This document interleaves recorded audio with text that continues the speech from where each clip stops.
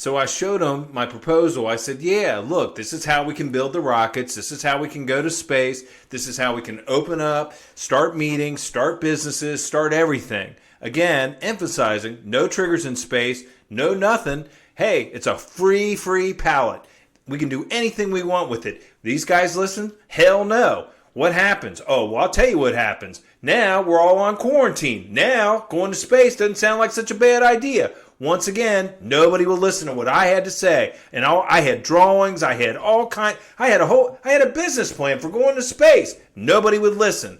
Oh man, these guys are wearing me out with this shit. Yeah. Pop the molly, I'll swing. Pop the molly, I'll swing. Pop the molly, I'll swing. Pop the molly, I'll swing. Mama always told me, boy, count your bingo. I trust, so I kept counting them frankers. Welcome back to Season 1, Episode 2 of Allmost Sobes. If you were with us last week, you got to hear us break down Step 1. We admitted we are powerless and that our lives would become unmanageable.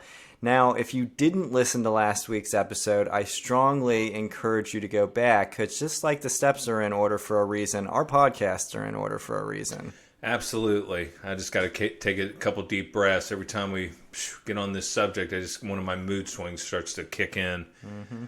And Shotgun and I, we are here to go through all 12 steps with you and help you to a spiritual awakening as well as ourselves. But we can't do that if you didn't listen to last week's episode. We need you to be all the way 100% good with last week's episode, and then you'll be ready for this week's episode. Yeah, we're ready to move it along, especially since we're on quarantine. So if you're anything like me, you got nothing but time on your hands. I can tell you that. Mm-hmm. A whole lot of time and a whole lot of imagination and a whole lot of stuff to kind of sort through. Yeah, so with that being said, obviously we've been on quarantine just like the rest of you. If you want to just share a little bit about what quarantine's been like for you, Shotgun, that'd be great. Yeah, I not much like anybody else. I've been on the quarantine. Now I signed up. I did something right away. I signed up for an algorithm, and it it just kind of gauges kind of who I am, what my food intake is, a whole bunch of factors that go into telling me, kind of just giving me some feedback. And I figured, well, I'm going to need all the help I can get, especially since I'm on lockdown, so to speak. And one of the first things it told me, it said, hey, you're 3.2% better as a human being just for being in the house, just for being on lockdown, being on quarantine. Not only am I 3.2% better as a human being, but it really kind of strongly recommended that I stay on lockdown. Even when we get off quarantine, it suggested that I might want to continue staying on quarantine. So it seems to imply that I have a lot of work that I need to do. Now, some of the things that have happened since I've been on quarantine, other than I'm 3.2% better according to the algorithm, is I have stopped watching porn.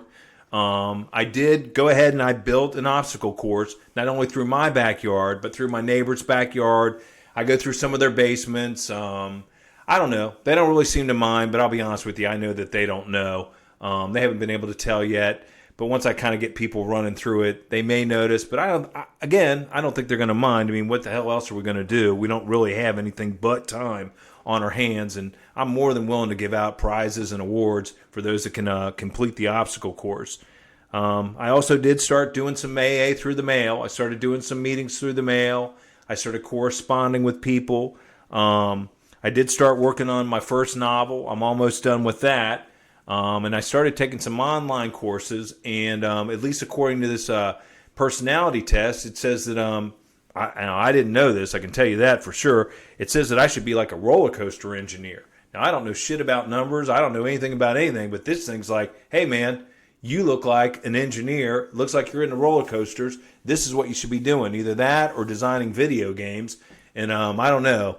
I'll have to see. I'm going to have to look into how much they really want. It looks like I might have to take out some loans and stuff, but I'm figuring, hey, I got nothing but time on my hands. Some of the other things I've been looking into is I put some strings and cans together for the neighbors so we can all communicate that way. That way we can keep a social distance. We can just talk through the cans. I thought, hey, it'd be something we all could stand out and, get some fresh air while we're also communicating with each other. That one hasn't really gone over very well. It's kind of like a kite that you send out there in in prison, but they haven't really responded to it. They just keep looking at me like, what the hell are you doing with these cans? And I'm like, I keep trying to talk to them like, hey, pick it up. You can hear me. I can hear you. But that hasn't really gone as far as I was hoping that it would. And I've also, I've gotten online. I've gotten into these Zoom meetings. What can I tell you? I'm doing what everybody else is doing. Now, I've already gotten scolded by Detox Dan because I tried to start a clothing optional meeting, and that went over like a lead balloon. Now, we had a lot of people in the room, but, once I explained to Dan what was going on, he said that, hey, you're going to have to Detox. Dan said, absolutely not. He shut that down real quick. I was a big fan of it. I also had a lot of theme ideas for all kinds of meetings. And again, he said, no, you can't have a cosplay meeting. No, you can't have an luau meeting. That these are meetings. They're to be run just like traditional meetings that are run, like if we were going up the street or, like I would say if we were going to space, but obviously that's not the case. You can't do that. Anyway, I don't want to go down that rabbit hole again, but I said, okay, so no theme meetings, no clothing optional meetings. Okay, I guess that's an issue. So I don't know. I'm working on some other things too. There's some things that I wanted to do where I could kind of maybe, and I've been working on this with Ben, and Ben was kind of open to it. I was able to black him out, kind of just black out his face when he's in these Zoom meetings. I'm also working on a voice synthesizer. And a lot of times what I really like to do is I like to go into these Zoom meetings that I've never been to. And I not only do I use kind of different names, it is anonymous, you know what I mean? But I also use different voices, different accents. Sometimes I'll tell them I'm from different cities, but I don't really feel like that's really that big of a deal. I am going to the meeting, It's an anonymous program. Right, it's an anonymous program, so my stories are anonymous, and I want to keep them that way. I don't want them to really associate them with me per se. Somewhere in Ohio or New York or Australia or England, right? So you don't really know who I am or where I am. I might be Johnny from England for all you know, right? I might have a whole different story, a whole different backstory. I may not even be into alcohol. I might be into I don't know. Perhaps I just like to smoke a lot of marijuana and just drink wine all day. So, it's things like that. But hey, I'm keeping it interesting. I kind of, I like that. And it's been good for me. I'm probably going to more meetings now than I've ever been going to. And I know that Ben's had all kinds of stuff going on too with the quarantine. And I'm gonna let Ben jump in here and start sharing some of the stuff that he's been up to as well. So unfortunately, unlike Shotgun, I have not been as productive. Shotgun's staying in peak physical condition, doing these obstacle courses through his own home and his neighbor's basements. He's finishing books. He's looking at designing a roller coaster in a theme park. I have just been doing everything in my power just to stay sober. And I just want to let Shotgun, the listeners know, especially you, Trenchcoat, if you're listening, I have remained sober, but it's been very challenging not having those face-to-face interactions. So I'm on week 2 of my lockdown. I am almost completely out of food. I probably have 2 cups of my dog's food left. I'm going to give him one, and then I'm going to have the other one later today. Luckily, his food is gluten-free. There's 2 pieces of the pepperoni left. Again, I'm going to give him 1 piece. I'll have the other piece. We're completely out of human food, and I don't want to eat my dog, but if it comes down to it, let's just not even talk about that. If any of the listeners could send me some food through the mail, the address is 6030 Dryden Avenue, Cincinnati, Ohio, 45213. I'll eat anything at this point. We are almost completely out of food right now and on a lockdown. So I don't know if there's listeners in other countries that aren't on the same lockdown as we are here in the United States, but Benny is almost out of food. Boy, that being said, I've also had just a lot of difficulty with these online meetings. So Yeah, Ben does not look very well. He does. He looks like he has lost a lot of weight. I've lost at least 4 pounds. The batteries in my scale are also completely dead, but I'm guessing it feels about 4 pounds. Yeah, and Ben has taken it upon himself. I know the listeners can't see him, and hopefully at some point we'll get this online. But Ben also has taken it upon himself to get a haircut. And I can tell you this, that right now it looks like Ben is either signed up for 4 years in the military or, I don't know, like Ben's been charged with some hardcore charges because I'm here. That's as short as I've ever seen Ben's hair, ever. Yeah, so we did a one on top and a nothing on bottom. It's That really sounds like something else right there. That sounds like something entirely different. That doesn't even sound like a haircut. It sounds a lot. One on top and nothing on the bottom. It sounds a lot like my relapse that we talked about last week. But yeah, that being said, I'm very familiar with camming. I was a cam boy during my relapse just to make money to support my addiction. So I'm very familiar with how Zoom meetings work. But let's just say old habits die hard, and I've been banned from multiple Zoom meetings now, and I don't know. I mean, I just don't know what to do. So I emailed one of the coordinators or the chair people or the host, whatever they're called, and I said, listen, I understand that you told me I need to remove the ball gag from my mouth when sharing, but I was handcuffed. I couldn't get it out of my mouth. I was completely handcuffed. So He just got the platforms mixed up, really, which I can completely understand. yeah, I mean, when you've done as much camming as I have, I mean, it's hard. I mean, I hit the cam, I see that light come up on my computer, and next thing you know, I'm breaking out the masks, I'm breaking out the handcuffs, the whips, etc., etc., etc. It's another example of just being powerless, really. It's something that, granted, we're on step 2 today, but they all kind of work. One goes into the other, is what I've been told. Yeah, and I mean, one good thing that's came not only from the whole camming thing, but just sobriety in general, is my mom is part of the vulnerable population. And as you know, I live in my mom's basement. So anyways, I told my mom I don't want her working. She's an activities coordinator at a independent living, and she's working face-to-face with the public. And I said, Mom, I don't want you doing this anymore. So I actually set her up to start doing some camming of her own. So my mom is now a cam girl. And I really just can't thank, my recovery, my higher power, just for putting me in a position where I can be the son today, not only that my mom wants me to be, but the son that she needs. And I couldn't do that if I wasn't sober. No, that's true. That makes a lot of sense. One of the things that I know that Ben couldn't do before either, I just think he's afraid to kind of brag on himself, is that I know that Ben has started to experiment with homemade tattoos now. And I thought, well, hey man, when Ben was kind of being hard on himself, and I said, hey, it looks like you've already started to do some really, really good homemade tattooing. And I thought, hey, at some point I may end up coming over, when this whole thing's over, and get a tattoo from Ben. Because hey, what else are you gonna do? You got time on your hands. Homemade tattoos is something that comes to mind right away. Yeah, and I got into the whole tattooing thing as soon as they shut the tattoo parlors down. So they actually shut the tattoo parlors down before they put us on lockdown. So I was able to tattoo a few acquaintances, a few neighbors, that kind of stuff, make a little bit of extra money before this lockdown. Unlike a lot of people that lost their job due to this lockdown, I didn't have a job yet. So, I mean, the only thing that hurt me there is obviously the potential for me to find a job is going to get a little bit more difficult right now. Not being able to leave my home, not knowing how to code or anything like that. And I don't want to go back to camming.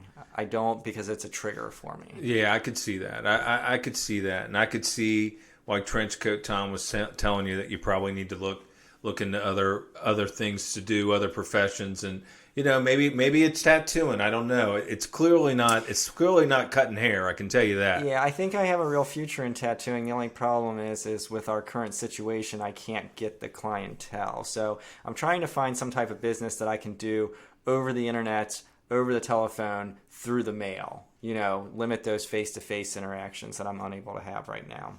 Yeah, I'm sure there's something out there, and I'm going to go ahead and appeal to the listeners and just go, hey, if you got any ideas that ways that Ben can make money, so that's pretty broad and roomy, but we don't want it to be too far out there. We just want it to kind of be, we want to keep it within a certain limitation without camming. Yeah, and within the limitations of the shelter-in-place order, obviously. Right.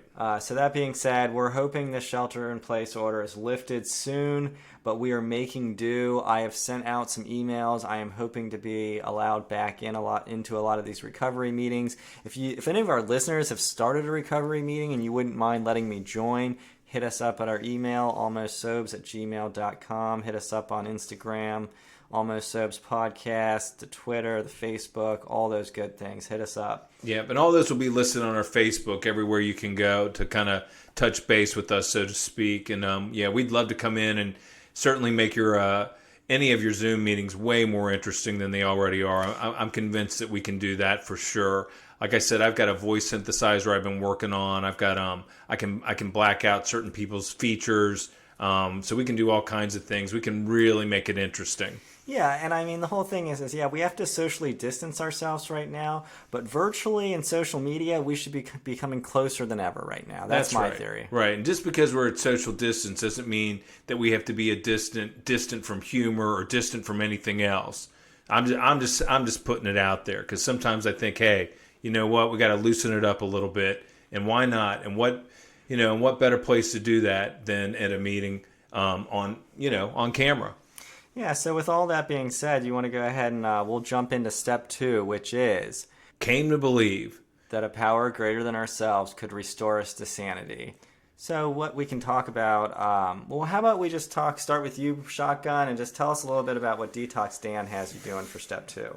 So I discussed this with Dan, and we started kind of going down the rabbit hole, and Detox said, well, it seems like you're having kind of a hard time. I want you to look at this from a different angle. Why don't you tell me the things that you do believe in? And I said, well, that's easy. I said, I got a whole bunch of beliefs. Let me tell you, man, I got a belief. I got all kinds of beliefs that you wouldn't even believe yourself, but I believe them. And it's my belief system. And the first thing that came to mind was, as I told him, I said, I believe that I've been probed by an alien. And I said, I also believe that I've seen Bigfoot at least 2 times, if not 3. But I'm definitely sure I've seen Bigfoot twice. I believe that the earth is flat and that it's hollow. And I said, hey, there's no doubt about these are definitely some beliefs that I have. I said, I'm pretty sure that most dentists are fake. I do believe that. I'm almost positive for the last 3 years now that Conan O'Brien's been sending me text messages. I can't prove it, but I'm almost positive. I've got my reasoning. Trust me. There's a lot of things that point to Conan.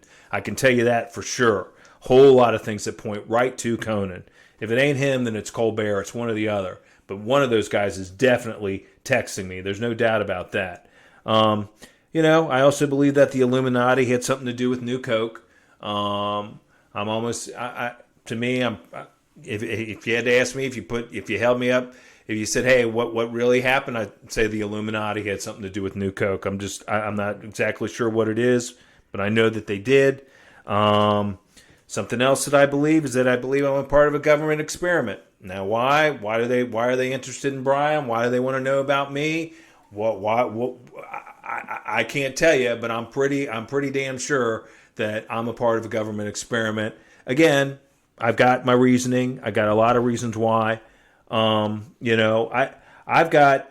a lot of beliefs that I have. And this is really one of the stronger ones that I have. I believe that Burt's Bees has nothing to do with Bert or bees. I'm almost positive that there's nothing going on with Burt's Bees that has to do with a guy named Bert or with bees.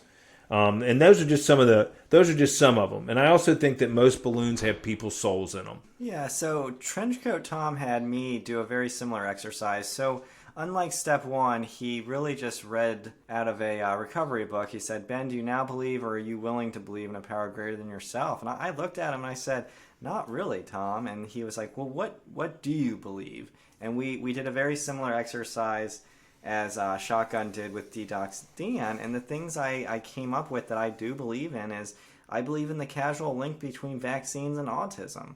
I believe that Sandy Hook shooting was staged. I believe marijuana is non-addictive. I believe 90% of birds are drones. I believe the Holocaust has most likely never happened. I believe Missy Elliott is the real ringleader behind the R. Kelly sex cult. I believe the moon landing was an elaborate hoax. Check. Yep. I believe I marched with MLK. There's no doubt about that in one of my past lives. I believe Bill Cosby's being steamrolled. Yep. I believe Elon Musk and Mark Cuban are the same guy. I believe my dog is Ronald Reagan reincarnated. I believe my cat's taking pictures on my phone. I believe Jurassic Park was based on a true story. I believe that there's certain hot peppers that I can eat and that there's certain ones that I just can't. I believe Ghostface Killah is actually a ghost. I believe that Mickey Mouse was in my basement once. I believe that flossing is necessary to prevent cavities, and in fact, it is the only thing necessary to prevent cavities, and that most dentists aren't actually dentists. Oh, well, yeah, there's no doubt that dentists are fake. I think I had that one on there. I believe that there are more than 60% of the people are just holograms. So as you can see, Shotgun and myself, we both believe in a lot, and Trenchcoat pointed this out to me, and he was like, well, Ben, are you even willing to believe in the possibility of a higher power? And I thought about all the things I do believe in, and a lot of these things I just mentioned, I'm sure some of our listeners aren't 100% on board with, but I'm sure they're at least shrugging their shoulders like, sure, it's possible Jurassic Park was based on a true story, and I don't expect everybody to believe exactly as I believe, but I think it's fair to say that you all believe the things I just mentioned are possible. Oh, yeah, there's no doubt about it. I 100% am behind you, Ben. Your beliefs line up a lot with mine, and that's why I think we've always gotten along. And it's nice to know that somebody's belief system is just as strong as mine. Yeah, some might say that there might be a touch, maybe. Now I'm at least open to the possibility. I mean, I know it says something about sanity in there, but again, having said that, I just, I believe that Ben and I have a very strong belief system. So that being said, this kind of brings us to powers greater than ourselves. And Trenchcoat Tom asked me, he's like, Ben, what are some powers greater than yourself? First thing that comes to mind is the Illuminati. Oh yeah, Illuminati definitely on the list. I right away I thought of bears. I've always felt like bears were a power greater than me. Sure. Death Row Records, clearly a power greater than myself. Some of the best rappers have came out of Death Row Records. Yep. Yeah, you know what? Another power greater than me. I'm pretty sure that Jay-Z could take me out. Oh, yeah, without a doubt. The Hells Angels, another power greater than myself and a great organization that I've always wanted to join. Yep. Niagara Falls, power greater than me. Nike Vaporflies. Now, that's definitely a power greater than myself, and I actually thought about questioning when he asked me, what are things you do believe in? I almost thought Nike Vaporfly should be banned. And then I decided I don't know if I completely believe that. But I do believe Nike Vaporflies are a power greater than myself. Oh, absolutely. Hoover Dam, probably a power greater than myself. Mm-hmm. Yeah, and I mean, the list goes on and on. My probation officer, power greater than myself. Yeah. Judge. My cellmate when I was in that Tijuana prison, power greater than myself. Absolutely. Probably. I could see that. Absolutely. My master when I went to those pet parties, power greater than myself. Yep. Well-made salsa, probably a power greater than me. Without a doubt. Like the perfect tortilla chip. Oh, man. Now you're talking my language. See, there's a lot of powers greater than myself. I just, I'm just glad that Detox Dan said, hey, I need you to start to really look at this stuff. And I thought, yeah, man, this has been really good for me. To put this all down on paper, look at it, and go, yeah, there's a lot of powers greater than me, and there's a lot of things that I believe in. Yeah, so that being said, really the last part of the step returns us to sanity. So it's like, what does sanity look like? I'll tell you what it looks like for me, an IQ of 160. Oh, yeah, easily. See, now that's something to aspire to right there. That didn't even come on the radar for me. That wasn't even in my wheelhouse. When he said, whoa, an IQ of 160, I just thought, whoa. Sanity to me would be like, oh, yeah, I could definitely say to you for sure that I saw Bigfoot the third time. Like, I could confirm that for sure. I could confirm these text messages that I've been getting from Conan. Yeah, I think it would be like having some evidence to back up all of these things I believe in. I think that's what sanity would look like. Yeah, because, there's a lot of stuff that goes on in the space-time continuum that I'm not 100% sure of, but I really, really would like, that would be what sanity would look like for me. To know for sure that I can levitate, to know for sure that I can fly. Sure, and I mean, Trenchcoat Tom gave the classic example of insanity that you hear all the time in recovery meetings of doing the same thing over and over again, expecting different results. But quite frankly, I'm not a big fan of that definition. Yeah, it somewhat resonates with me, but when I started to think about it, I thought, well, what have I done over and over and over again? And I'm like, well, I don't know. I mean, some of those things I've already stopped since the quarantine. I mean, the first thing that came to mind was porn. I already stopped it. Just haven't even done it since I've been quarantined. Well, and even when we look at that statement and relate it directly to my addictions, like every time I went back out, I did it a little bit differently. Like, for example, this last relapse, I had never consumed White Claw before. I didn't even know what boofing was before my last relapse. So I don't think it's fair to say that I'm doing the same thing and expecting something different. Well, yeah, I'm with you. No, I absolutely understand that. I mean, I've tried to mix it up more than once, and like I said, I thought that those were seltzer waters. Apparently they're not. Again, I keep having to remind myself, because every time I get, the few times that I've gone to the store, I've just thought, I'll just go grab a White Claw. Well, no, can't do that. Can't grab 18 White Claws and call it a day. Not allowed to do that anymore. Not anymore. But with that being said, I mean, this podcast, we're not here to argue over semantics or wording. I think we get it. I think we understand step 2, and I think we've both worked step 2. Oh, yeah, there's no doubt. I feel like I'm well on my way to sanity. Despite what the algorithm says that I should stay in for an additional 6 to 12 months after the quarantine, I still feel like I am well on my way to being sane. I couldn't agree more, Brian. And with that being said, I think this is a great time for a word from our sponsor and then a question from one of our listeners. Have you ever wished that your smartwatch was just a little bit smarter? Like, say, a Genius? Well, you don't have to worry anymore, because Genius Watch is here. It's not even going to tell you how many calories you burned. It's also going to tell you how many calories you've taken in. Go to a party, not really sure what the mood of the room is, don't know who to talk to, don't know what to say? No worries. Genius Watch is going to send you a quick notification. Not only is it going to tell you who to talk to, but it's going to send you instant icebreakers. Feel like you want to know what somebody's criminal record is? No worries. Genius Watch will look it up for you. Want to know what the likelihood is of them having an STD? Genius Watch has got you covered. Feel like the room maybe needs an emotional defibrillator? Hey, Genius Watch has got you covered. Always wondering how much toilet paper you need? Well, I know in the midst of this quarantine we all are. Hey, Genius Watch has already figured it out. Genius Watch will never pay more than $29.95 for a roll of toilet paper. Just so you know, Genius Watch will scour the internet and find exactly what it is that you need and how many rolls of TP down to the square that you will consume for that given week. Genius Watch. All the things that you think you need, but you never thought of. Genius Watch not only makes you feel like a genius, more importantly, it makes you look like one. Such a powerful product. It really is. They sent me a prototype, so the finished product won't be out until 2021, but I just cannot tell you how useful this has been. So I actually went for a run with it the other day. Because one of the beautiful things with this shelter in place is I can still run in my neighborhood. So anyways, not only did that watch track the distance and my pace, but it actually ordered me performance-enhancing drugs which would improve my speed of my runs, which was fantastic. They actually came right to my door, except for one of them I had to meet a guy in a parking lot, which I opted out of that one until after the lockdown. Genius. Yeah, it's just, it's fantastic. I'm really impressed at how it really tracks my wrist movement, and it knows exactly what I'm eating. So it got exactly like you said, the amount of toilet paper I needed, it calculated it down to the square. Like, I had new toilet paper arrive at my doorstep as I was using the last square. Genius. So this brings us to the Q&A segment of the podcast. The question this week comes from Ted C. in Texas. Hey guys, love the podcast. I never understood just how powerless I was over my addiction until listening to episode 1. Now that I truly understand how powerless I am, I've decided to seek help for myself.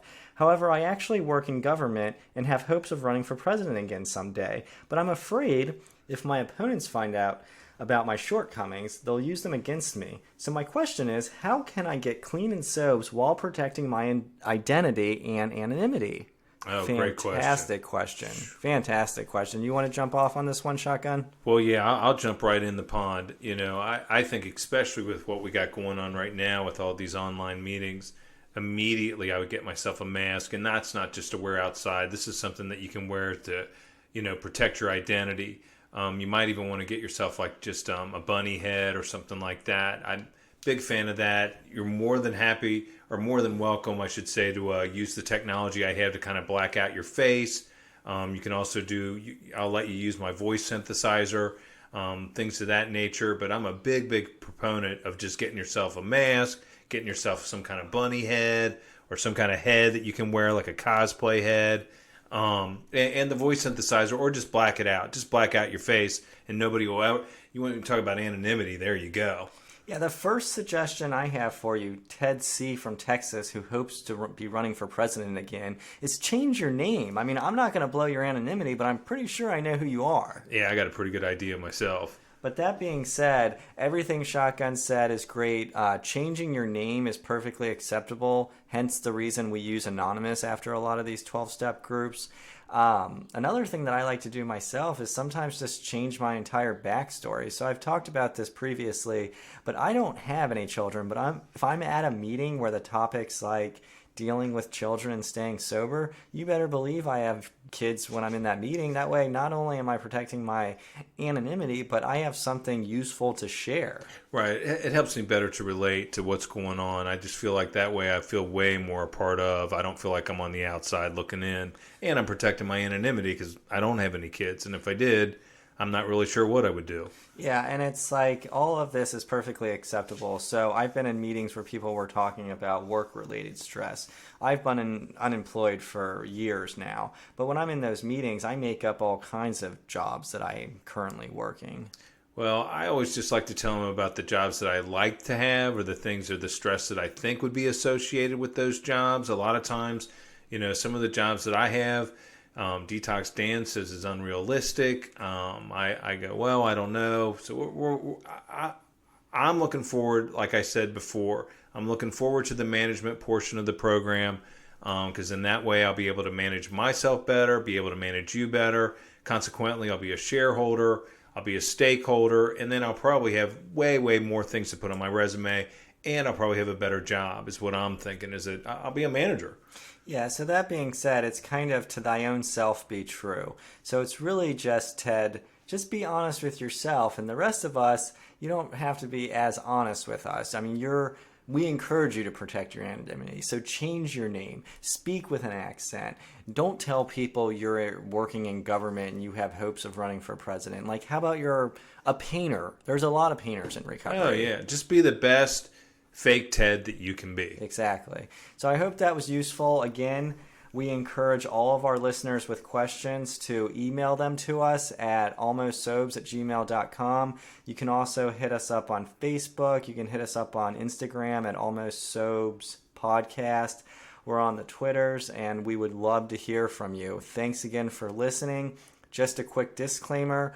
All of the opinions and views expressed in today's podcast do not represent any 12-step program, any recovery group, any substance abuse treatment center. They're simply the views of B.Lemms and Shotguns, and as you know, our views and our experiences and our opinions are always changing. Pop the molly, I'll swing.